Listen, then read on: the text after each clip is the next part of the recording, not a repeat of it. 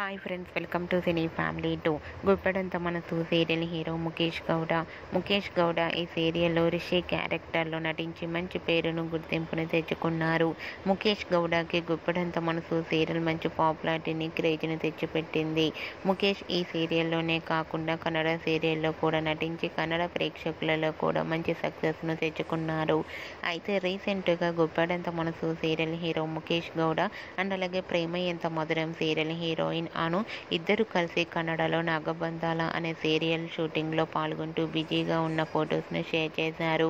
ఆ ఫొటోస్లో ముఖేష్ గౌడ అండ్ అను షూటింగ్లో పాల్గొంటూ చాలా సరదాగా కనిపించారు. ఆ ఫొటోస్ చూసిన వారంతా సూపర్ అండ్ నైస్ పిక్స్ అంటూ కామెంట్స్ పెడుతున్నారు.